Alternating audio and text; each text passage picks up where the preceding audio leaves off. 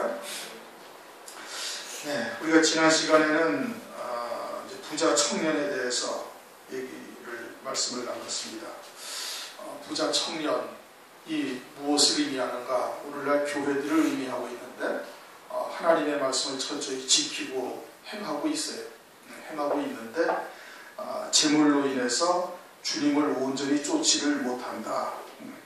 그러니까 행위적으로는 신앙생활을 잘 하고 있다 이겁니다.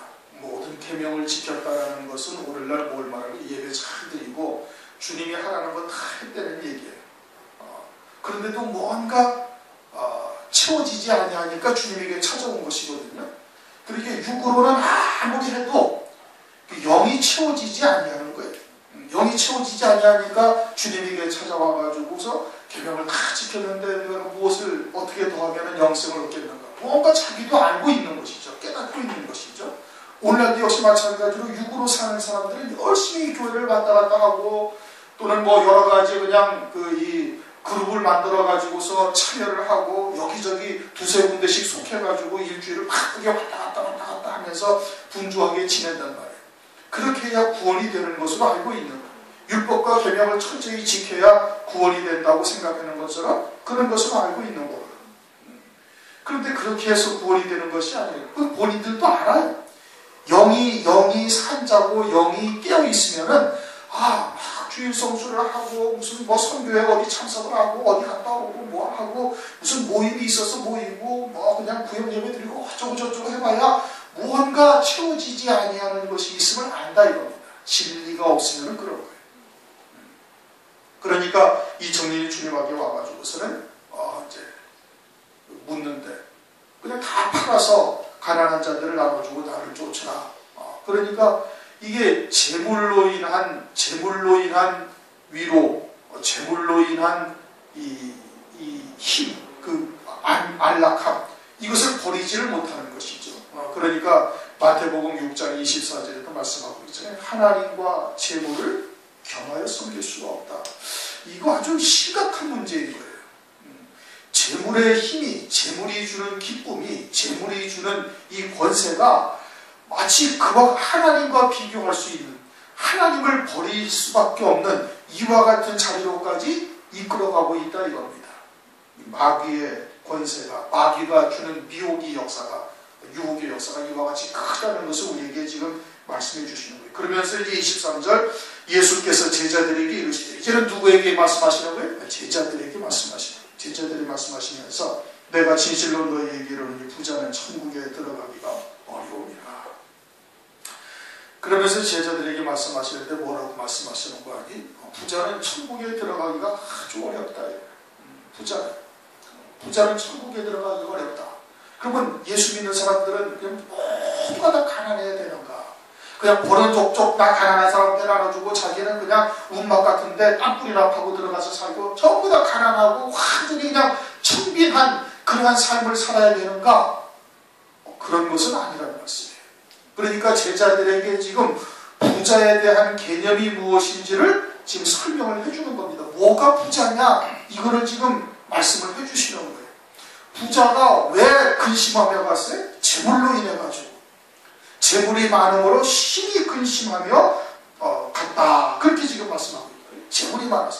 그럼 재물이 많아가지고 어떻게 됐는데? 재물이 많아서 재물이 주는 이 즐거움, 재물로 인한 힘, 권세, 안락함, 평안함, 이런 것이 몸에 딱 배어져 있는 거예요. 그래가지고서는 그 재물로 인해서 점진적으로 육을 살아나게 하고 육체를 즐겁게 하고 육으로 살아가는데 너무너무 즐거운 거예요. 그러니까 하나님의 백성이 영으로 사는 자요, 그리스도 안에서 새 생명으로 사는 자요, 자기의 육체의 정과 욕심을 십자가에 못 박은 자가 되어야 되는데 이 재물은 자꾸 우리를 어떻게 육을 살아나게 하고 육을 즐겁게 하고 육으로 치우치게 하고 그래가지고 결국에는 뭘로 살아요? 그냥 육으로 사는 거예요. 영으로 살아야 되는데 우리가 예배를 뭘로 드려야 된다? 영으로 드려야 되는 거예요. 산제사, 산재물이 되어져서 육체의 정과 욕심을 다 십자가에 못 박고 우리의 사상과 우리의 지식과 우리의 논리와 이성적인 모든 판단을 다 십자가에 못 박고 하나님의 말씀으로 덧입 펴주고 하나님의 말씀이 내게 생명이 되고 하나님의 말씀으로 사는 자가 되어야 되는 게 이게 예배의 본질인 거예요. 그게 신앙생활의 본질이 되는 거예요. 그렇게 영으로 사는 자가 되어야 되고 새 생명으로 살아라, 새 피조물이 되어져라, 정과 욕심을 십자가에 못 박아라, 자기를 십자가에 못 박아라, 부인하라, 계속해서 성경에서 그것을 말씀하고 있는 거예요. 그런데 재물은 어떻게? 재물은 자꾸 육체를 즐겁게 하고 육체를 사랑하게 하고 온갖 것들을 육으로 치우치게 만들고 결국은 육으로 사는 자가 되는 거예요. 육으로 사는 자. 그래가지고 육체로 열심히 교회 따라왔다 갔다 하고 뭐 11조하고 뭐 선교에 참석하고 뭐 무슨 구역예배에 참석하고 어쩌고 저쩌고 막 바쁘게 다니게 만들어간다 이겁니다. 만들어간다 이거예요. 그렇게 되어지면 누가복음 16장에 호화로에 연락하던 부자와 같이 되는 거예요. 호화로에 연락하는 거예요. 뭘로 연락하는 거예요? 재물이 많은 걸 가지고 육신을 즐겁게 하고 육신의 일락을 쫓고 그렇게 살다가 결국은 어디로 가요? 음부에 떨어지는 거예요. 음부에 떨어졌다. 이 지옥 간다는 게 아니죠. 그렇죠? 음부에 떨어져가지고 한 톨의 열매도 맺지 못하는 자가 되어져서 아브라함의 품에 앉아있는 안식을 하고 있는 나사로를 보면서 거기서 장탄식을 하는 거예요. 슬피 울며 이를 갈미 있는 것이죠. 부자라서 천국에 못 가는 것이 아니라 부자의 개념이 무엇인지 부자가 주는 그 재물이 주는 그와 같은 쾌락, 재물이 주는 일락 이것으로 말미암아 그냥 육으로 치우친 자가 되어졌기 때문에 들어가기가 어렵다 이렇게 지금 말씀하고 있는 거예요. 천국에 들어가기 어렵다는 것이 지옥 간다는 뜻이 아니라 이것은 이 땅에서 믿음으로 열매 맺어 살아가기가 아주 극히 어려운 거예요. 거기에 딱 빠져버리면 육신의 일락에 빠지고 육신의 즐거움에 빠지고 그리고 육으로 사는 자가 되어지면 하나님의 나라가 심령천국이 이루어지지 아니할 뿐더러 물과 성령으로 들어가지를 못하는 거예요. 열매 맺지를 못한다 이겁니다.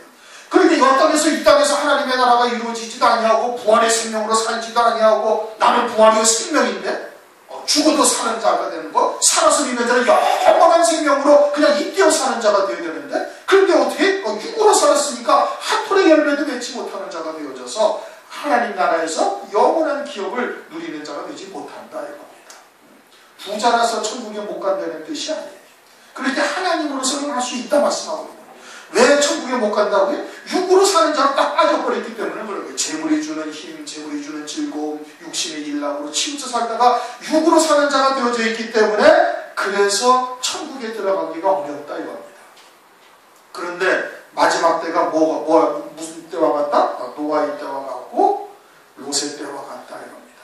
롯의 때와 노아의 때와 이 특징이 뭐예요? 육으로 사는 거예요. 육신의 쾌락, 육신의 일락을 쫓아서 살다 보니까 영적인 음행을 하는 자들이 되어졌고 그것을 갖다가 아주 그냥 음행의 아주 그냥 고의 그 정점을 딱 찍게 하는 것이 그냥 남색하는 것, 동성애하는 거라는 말씀이에요. 그게 소돔이 그렇게 된 것이고 노아의 때는 어떻게? 하나님의 신이 그들을 떠나서 육체가 되었다. 그 육으로만 다 사는 자가 된 거예요. 그래서 먹고 마시고 시집가고 장가가는 일이 그냥 그것으로만 그냥 신앙의 목적을 삼고 살다 보면 어떻게 돼? 그 육으로 사는 자예요. 이 부자와 똑같은 거예요. 부자가 재물이 많아서 부자가 아니라 그 재물로 인해서 육으로 사는 자가 되었기 때문에 못 가는 거거든요. 그리고 오늘날 그런데 어떻게? 오늘날 나는 그냥 천막 치고 살고 있으니까 가난하니까 괜찮다. 그게 아니라니까요. 세상은 우리를 자꾸 육으로 살아갈 수밖에 없도록 만들어가는 거예요. 점점적으로 그저 맛있는 게 얼마나 많아요. 옷도 옛날에 비하면 기가 막히게 입고 돌아다니는 거예요. 거기에 먹을 것 입을 것 많죠. 또는 성적인 그와 같은 쾌락주의가 얼마나 범람을 하고 있어요. 미국에서는 그냥 아버지와 딸이 그냥 부모와 자식 간에 그런 성적인 문제를 갖다 이야기하는 게 아주 보편화되어 버린 거예요. 그냥 보편화되어 버린 거예요. 우리는 뭐 그런 건 이야기하기가 좀 껄끄럽지만 걔네들은 그냥 보편화되어 버린 거예요. 일상적으로 얘기하고 앉아있다. 그러니 이게 얼마나 더 이게 육체에 그냥 이 육체로 살아갈 수밖에 없도록 만들어가고 있느냐 이겁니다. 그러니까 재물이 없어서 부자가 아니라 천국에 못 가는 것이 아니라 육으로 살기 때문에 하나님 나라에 들어가기가 어렵다 했던 것과 똑같이 오늘날도 계속해서 육으로 치우치게 만들고 육으로 살아나게 하고 육으로 살아갈 수밖에 없도록 만들어가고 있는 것이. 그러므로 천국에 들어가기가 어렵다 이겁니다. 노아의 때와 같이 되어져서 홍수가 나서 저희를 다 멸할 때까지 깨닫지를 못하는 것이 되어지는 거예요. 그러면서 24절에 뭐라고 말씀하시는 거 아니? 다시 너희에게 말하는 이 약대가 바늘귀로 들어가는 것이 부자가 하나님 나라에 들어가는 것보다 쉽다. 그렇게 말씀하십니다. 약대는 낙타를 말하는 것이죠. 바늘귀라는 것은 그 가느다란 바늘 속에 또 실을 넣기 위해서 아주 조그만 구멍, 그 바늘 사이에 또 구멍을 갖다가 뚫어놓은 것이 바늘귀예요. 약대가, 낙타가 거기를 들어갈 수가 있어요? 없어요? 못 들어가는 거예요. 불가능한 일이에요. 그러니까 거기 들어가려면 어떻게?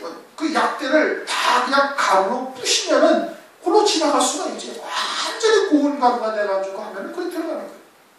그러니까 그와 같이 육에 속한 삶을 영에 속한 하늘에 속한 것이 무엇인지 전혀 모르는 자를 하나님께서 천국에 데려가시기 위해서 어떻게? 바짝 깨뜨리는 겁니다.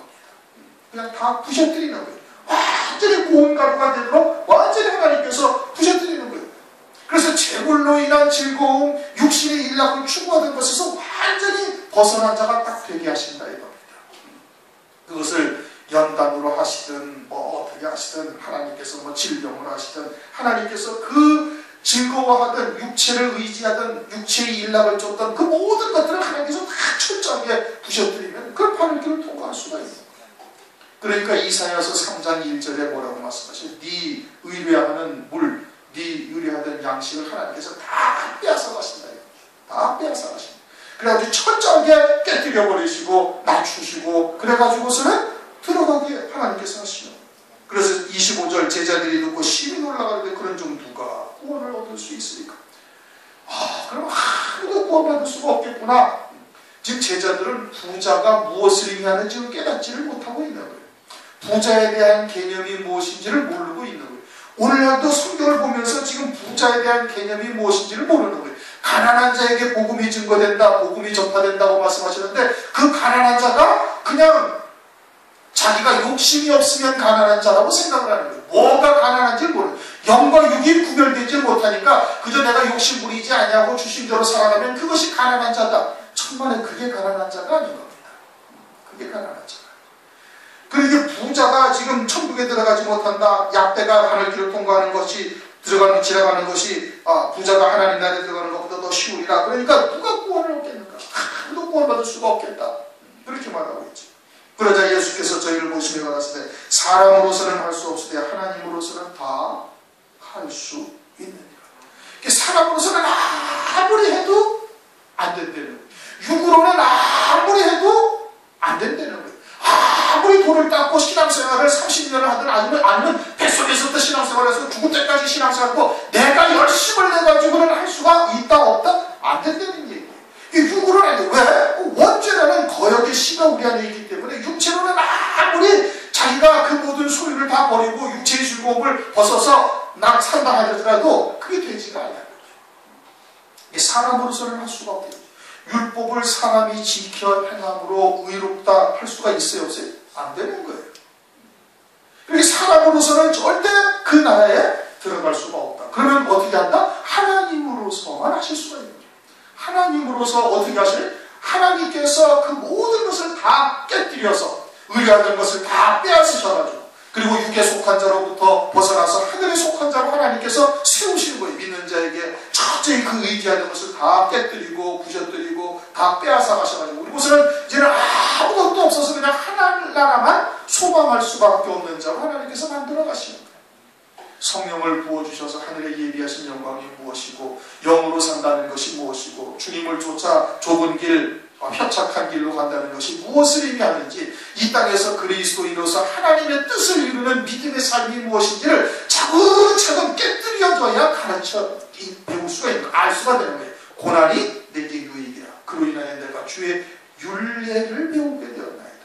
뭘로 인해서? 고난으로 인해서. 그것이 아니면 절대 하나님의 뜻, 하나님의 말씀의 본질이 무엇인지를 절대 알 수가 없는 겁니다. 새 생명이 무엇인지, 그리스도의 이름으로 세례를 받는 게 무엇인지, 정과 욕심을 못 박아야 된다는데 정과 욕심을 못 박는 게 뭔지 이거 아무리 설명을 해줘도 그게 지식으로 머리로만 받으면 절대 받아들일 수가 없는 거예요. 영으로 받아야 되는 거예요. 영으로 받기 위해서 어떻게 깨뜨려져야지. 육신이 깨뜨려져야 되는 거예요. 그리스도의 이름으로 세례를 받은 자가 되는 거예요. 그리스도 안에서 새 생명으로 산다는 게 무엇인지를 알아야 되는 거예요. 그렇게 되어지려면 그 생명의 근원이 어디서부터 오고 내가 어디서부터 왔고 어디로 가는 자인지를 깨달아야 되는 거예요. 거듭난 자가 되어야 되는 거죠. 거듭난 자가 되어지고 거듭나서 하나님 나라에 들어간다는 게 뭔지 이걸 깨달아져야 그때서부터 영으로 사는 게 무엇이고 하늘에 속한 자가 무엇인지 알게 되어지고 이제 그때서부터 자라나가는 거예요. 어린아이에서 청년의 신앙으로, 청년의 신앙에서 장로와 같은 신앙으로. 그때 그러니까 이제는 내가 들은 바요, 눈으로 본 바요, 그 다음에 어떻게 서로 만진 바까지 되어져야 되는 거예요. 그래야 온전히 하늘에 속한 자가 되어지니 그 과정이 쉽지가 않아야 되는 거예요. 우리가 요즘 출애굽기를 하잖아요. 출애굽기 그 6장에서 지난 금요일날 우리가 상고했던 게 뭐예요? 출애굽이 뭐 이게 아주 간단한 것이 아니다 이게. 하나님께서 그냥 한 번에 딱 나오게 하실 수가 있다니까요. 전능하신 하나님. 그런데 굳이 바로에게 하나님께서 그 마음을 강박하게 하시고 온 이적을 베풀어 주셔서 유대 이스라엘 백성으로 철저하게 거기에서 살아계신 하나님을 체험하게 하시는 거예요. 그러고 나와도 또 다시 돌아가는 거예요. 그게 뭐예요? 우리의 육체니까요. 육체가 그러하는 거예요. 조금만 편안해지면 어떻게 다시 애국을 또 바라보게 되는 것이고, 그게 즐거웠던 데가 또 생각나는 것이고, 그래가지고는 자꾸 그쪽으로 눈길을 돌리고 마음을 돌리고 그렇게 되는 거예요. 그러니까 아예 그냥 완전히 그 첫 번째 애굽의 하수를 치니 피가 되어졌을 때 딱 깨달으면 얼마나 좋아요. 생명이 되는 말씀이 무엇인지를 깨닫고 그렇구나 하고서 딱 발걸음을 돌리면 어떻게 얼마나 좋아요. 근데 그렇게 되냐고. 그게 안 됩니다. 그게 우리의 육체를 가진 속성이에요. 그러니까 하나님께서 아주 강한 손으로 하나님께서 바로를 쳐야, 강한 손으로 우리의 육체에 어떤 아주 심각한 위기 상황이 닥쳐져야 그때서야 다 내려놓을 수가 있게 되어지는 거예요. 깨닫고 믿음으로 산다는 것이 절대 그게 쉬운 게 아닙니다. 정과 욕심을 못 박는다는 것, 그거 절대 쉬운 것이 아니에요. 말은 쉽지만 그리스도와 함께 내가 십자가에 못 박혔다. 그런즉 이전에 내가 산 것이야. 그리스도가 내 안에 계신 그리스도가 사신. 말은 쉬운다니까요.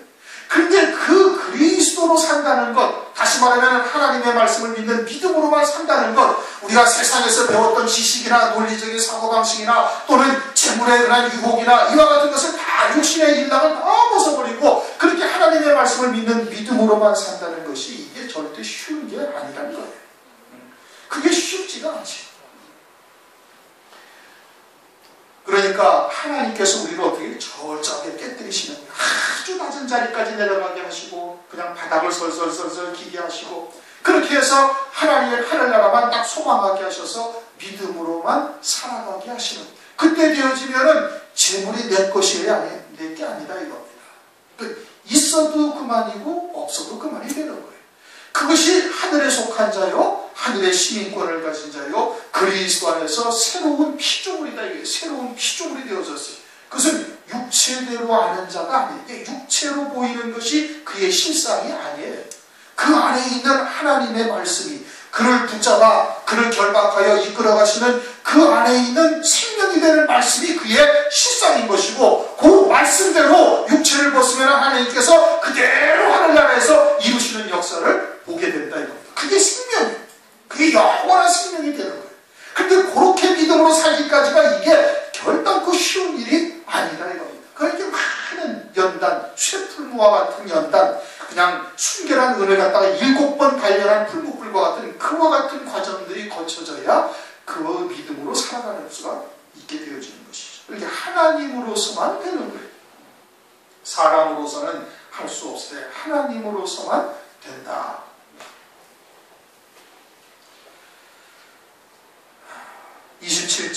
이에 베드로가 대답하여 가로되 보소서 우리가 모든 것을 버리고 주를 쫓아 싸우니 그런즉 우리가 무엇을 얻으리까. 물론 베드로가 이제 다 버리고 왔죠. 그 부자 청년에게 하신 말씀을 들은 거예요. 말씀을 듣고서는 부자 청년이 그냥 다 팔아서 가난한 자들에게 나눠주고 나를 쫓으라. 그러니까 베드로가 주님 우리가 다 버리고 왔지요. 그런데 다 버리고 온 것이 자기가 버리고 왔나요? 아니죠. 주의 말씀이 그에게 역사해서 그 말씀에 의하여 이끌림을 받는 거죠. 너는 나를 따르라. 주님이 그렇게 말씀하셨고. 그런데 베드로는 지금 성령을 받기 이전이니까 자기가 지금 버리고 주님을 쫓은 것으로 생각하는 거예요. 내가 다 버리고 주님을 쫓았으니 무엇을 얻으리까? 왜? 육으로 버렸다고 생각을 하니까, 자기가 버렸다고 생각을 하니까, 하나님께서 나를 통해서 하나님이 행하신 역사라면 그냥 하나님이 영광을 받으시고 주 안에서만 자랑을 할 터인데, 아직은 성령을 받기 이전이니까 육에 속한 자요 육으로 살고 있으니 하나님께서 말씀으로 그를 이끌어 주님을 쫓게 하신 것을 깨닫지를 못하고 있는 거예요. 그러니까 내가 다 버렸어요. 그러니까 나에게 무엇을 주시려나이까? 라고 지금 묻고 있는 겁니다. 우리도 하나님의 말씀이 우리에게 임하사 그 말씀이 우리를 이끌어 가시는 역사를 우리가 알고 있죠. 그런데도 때때로는 그것을 내가 쫓은 것으로 생각을 하고 그에 대한 대가를 하나님으로부터 은근히 바라고 있다면 아직도 나는 육에 속하여 육의 비중이 많이 두고 살아가고 있음을 지금 나타내고 있는 거예요. 누가복음 17장 10절에는 뭐라고 말씀하셨어요? 너희들이 모든 것을 다 행한 이후에 나는 무익한 종이다 라고 하나님 앞에 고백할 수 있는 자가 되어야 된다고 말씀하고 있거든요. 무익한 종이다. 나는 그저 주님이 하라고 하신 대로 주님의 뜻을 쫓아 주님이 주시는 힘으로 그냥 주님의 뒤를 쫓아서 간 것뿐이다 라고 고백을 하며 주님께 영광을 돌려야 할 터인데, 그에 따른 무언가를 바라고 있다면 지금 베드로와 다를 바가 하나도 없는 것이에요. 베드로가 이렇게 물으니까 주님이 뭐라고 말씀하셔요? 예수께서 가라사대 진실로 너희에게 이르노니 세상이 새롭게 되어 인자가 자기 영광의 보좌에 앉을 때 나를 쫓는 너희도 12보좌에 앉아 이스라엘 12지파를 심판하니라. 베드로는 육에 속해서 지금 주님께 질문을 한 거예요. 그런데 주님께서는 베드로가 장차 성령을 받고 사도로서의 사명을 감당할 자이니 주님은 이제 성령으로 깨우쳐 주시는 거예요. 답을 하시는 거예요. 훗날 알게 되죠. 이게 무슨 뜻인지 베드로가 알게 되어지는 겁니다. 그러면 세상이 새롭게 된다는 것이 언제를 말하는 거예요? 이것은 백보자의 심판 때를 말하는 거예요. 천년왕국의 때가 아니라 세상이 새롭게 되면 완전히 영의 세계로 바뀌어져서 주님의 백보자의 심판대 앞에 앉을 때 그때 24장로들도 다 앉아있음을 지금 성경에서 말씀을 하고 있죠. 계시록 4장 4절이나 또 계시록 20장 4절에 12보좌에 앉아 심판하는 자들을 보여주셔요. 누가? 예수의 증거와 하나님의 말씀을 인하여 목배임 받은 자들이 주님과 함께 12보좌에 앉아 심판하리라고 말씀을 하고 계세요. 그 심판의 때는 언제? 그때는 천년왕국이 끝나고 백보자의 심판대에 앉으셨을 때 그때 24장로들이 24명만이 앉는다는 뜻은 아니고 24장로들이 주님과 함께 앉아가지고 어떻게 심판하는 권세를 받게 되어지는 거예요.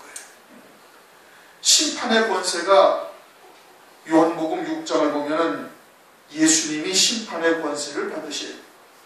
요한복음 5장 27절 인자됨을 인하여 심판하는 권세를 주셨느니라. 원래 심판은 누가 하시는데? 하나님 아버지께서 하시는데 그 하나님 아버지께서 심판하는 권세를 주님에게 다 주셨어요. 심판하는 권세를 인자됨을 인하여 심판하는 권세를 주셨느니라. 요한복음 5장 24절에 그렇게 말씀하시죠. 27절에. 그럼 왜 주님이 심판하는 권세를 받으셨어요? 인자됨을 인하여. 육체를 입고 이 땅에 오셔서 육신의 연약함을 다 체험을 하셨단 말이에요. 그럼에도 불구하고 하나님 아버지의 뜻을 위하여 죽기까지 순종을 하시고 하나님 아버지의 뜻을 위하여 고난과 핍박과 배고픔과 그와 같은 것들 다 마다하지 않냐고 다 겪으신 거예요. 우리와 똑같은 육체를 입으시고 예수의 하나님의 말씀을 전하여 죽기까지 충성을 하셨다 이겁니다. 마찬가지로 제자들도 역시 그와 같은 길을 장차 성령을 받은 후에 그대로 쫓아가서 모두가 다 예수의 증거와 하나님의 말씀에 목표에 맞는 자들이 되어지는 거예요. 그래서 그들이 어떻게 똑같은 육체를 입고 우리가 다 같이 살았으면 이들은 하나님의 말씀을 인하여 죽기까지 충성하는 자들이 되어졌고 또 이 부자 청년과 같은 또 육에 속한 자들은 어떻게 똑같이 하나님의 말씀을 받고 하나님의 은혜를 입었음에도 불구하고 그와 같이 육신의 일락을 쫓아서 멸망의 길을 갔으니 그러니 심판하는 자리에 앉아서 심판할 수가 있음을 말씀을 하고 있는 겁니다. 마태복음 12장 41절 42절에도 니느웨 사람들과 스바의 왕이 너희들을 정죄하리라 말씀하고 있지 않습니까? 니느웨 사람들은 요나의 전도를 듣고 회개했어요. 근데 예수님이 오셔가지고 하나님의 아들이 오셔가지고 친히 유대 백성들에게 하나님의 말씀을 증거하는데 유대인들이 하나님의 백성이 안 듣는 거예요. 니느웨 사람들은 선지자 요나의 말을 듣고 회개하는데 유대인들은 하나님이 오셔가지고 말씀을 안 않네. 그러니까 그 니느웨 사람들이 너희들을 정죄하래. 스마의 왕은 어떠했는데? 스마의 왕은 솔로몬의 지혜, 하나님의 말씀을 드리고 그 먼 나라에서 온갖 고난을 겪으면서 수행원들을 데리고 솔로몬에게 온 거예요. 그리고 그 말씀을 듣고는 아주 탄복을 하는 것이죠. 하나님의 말씀. 그런데 유대인들은 성자 하나님이 오셔가지고 친히 말씀을 증거하는데도 듣지 않는다. 그래서 스마의 왕이 너희들을 정죄하니라 해요. 그러니 똑같은 하나님의 말씀을 듣고 제자들은 죽기까지 충성하며 주님의 걸어가신 그 길을 그대로 쫓아가는데, 이들은 어떻게 했어요? 부자 청년과 같이 육에 속한 자들은 그와 같은 길을 가지 아니하고 호환으로 연락한 부자와처럼 그와 같이 살았으니 그들을 심판하는 자리에 앉게 된다. 마치 주님이 인자됨을 인하여 심판하는 권세를 받았다 하신 것 같이 너희들도 12보좌에 앉아 이스라엘 12보좌를 12지파를 심판하라. 언제?